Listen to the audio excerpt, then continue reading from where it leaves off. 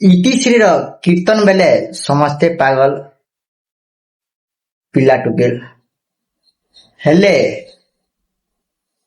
କୀର୍ତ୍ତନ ଗାୟିକା ଅସୁସ୍ଥ ହେଲେ ଇତିଶ୍ରୀ।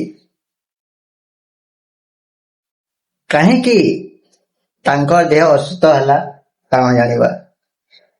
ଯେତେବେଳେ 44 ସେକେଣ୍ଡର ଭିଡିଓ ଚମଡ଼ା ମାରର ଭିଡିଓ ଭାଇରାଲ ହେଲା ସେତେବେଳେ ଜାଣିଲେ କୀର୍ତ୍ତନ ଗାୟିକା ଇତିଶ୍ରୀ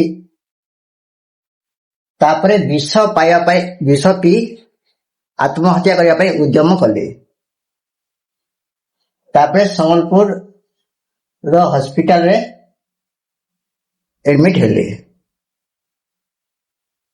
କହିବାର ଅର୍ଥ ହଉଛି ଯେ ଏମାନେ କୀର୍ତ୍ତନ କେ ବଦନାମ କରୁଛନ୍, କୀର୍ତ୍ତନ ନାଁରେ ବିଜନେସ କରୁଛନ୍, ଅପମାନ କରୁଛନ୍, ଲୋକନୁ ପଇସା ଛଡାବା ଚେଷ୍ଟା କରୁଛନ୍। ପ୍ରକୃତିରେ ଆମେ କୀର୍ତ୍ତନ ନାଇଁ କରବା, ଲୋକ ଦେଖିଣିଆ ଭକ୍ତି ନାଇଁନ।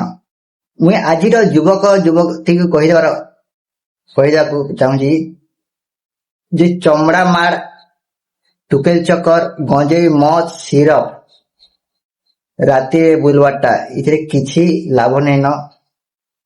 କିଛି ସମୟ ପାଇଁ ସୁକୁନ ମିଲବା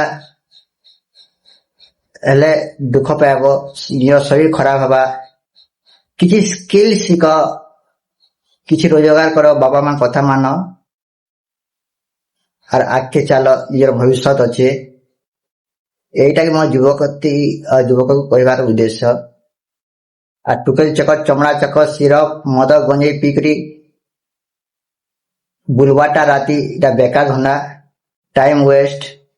କିଛି ସ୍କିଲ ଶିଖ, କିଛି ରୋଜଗାର କର, এইটা ମୋର କହିବାର ଉଦ୍ଦେଶ୍ୟ।